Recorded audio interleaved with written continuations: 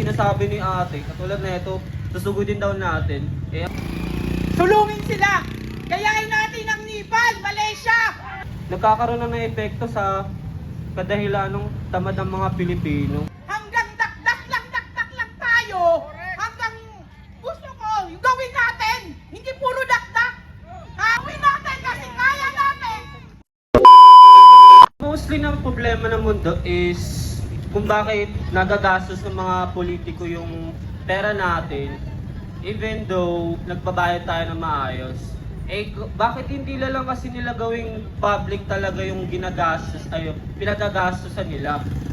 At saka kung maninira lang din kayo ng mga bagay na ginawa ng mga gobyerno, katulad ng sinasabi ni ate, katulad na ito, susugudin daw natin, eh apektado pa rin naman tayo eh.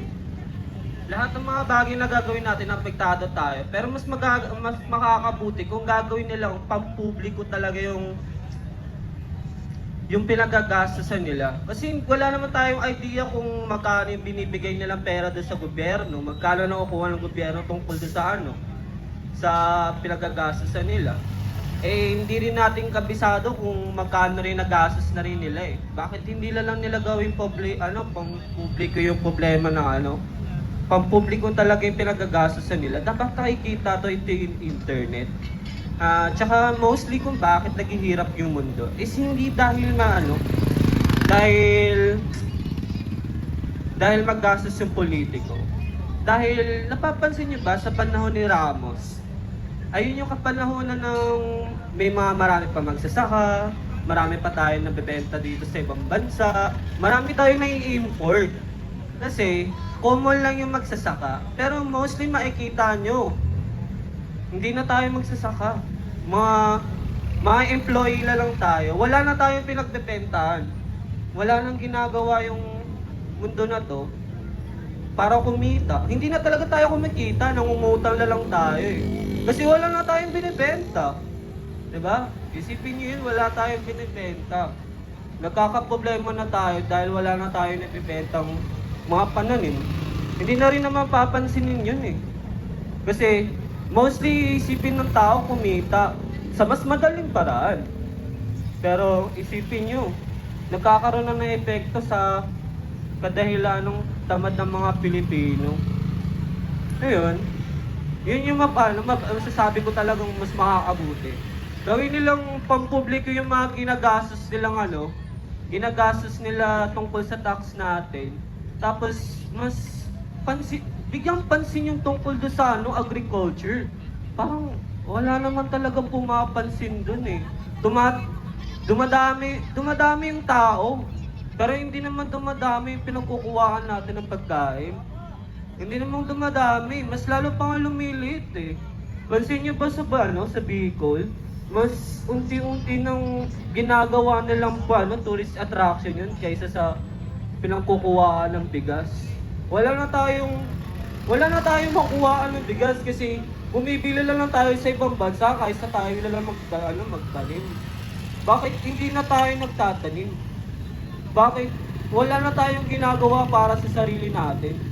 Bakit unti-unti na tayong nagiging tamad tayo? May pagkakataon sinisisi nga natin sa gobyerno kung ano nangyayari sa atin. Pero kung titignan tayo ng mga mayayaman, parang tinitignan lang tayo ng parang mga tamad eh. Kung siniisip yung solusyon ng pagrereklamo, tapos pagiging galit sa mga taong mga mayayaman, parang hindi naman tamang solusyon yun eh. Gumagawa lang kayo ng mali sa paraan ng pagkakamali, parang nagagalit kayo. Tapos mananakit kayo kasi nagalit kayo sa kanila. Walang mananalo kung nananakit din kayo. Wala rin mananalo kung may sisirain kayo.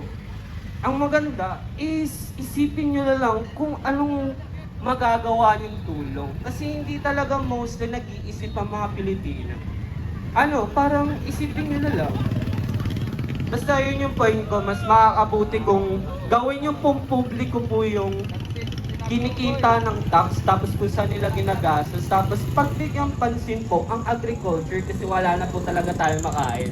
Nangungutang na lang tayo sa ibang bansa kasi doon na lang sila gumagawa ng idea. Gumagawa sila ng pananim. Isipin nyo sa ibang bansa, di ba, pwede kang pumunta ng ibang bansa para maging magsasaka. Mas pinipili ng ibang bansa na kumuha ng mga tauhan nila dito sa atin para mas lumaki yung nila, agriculture.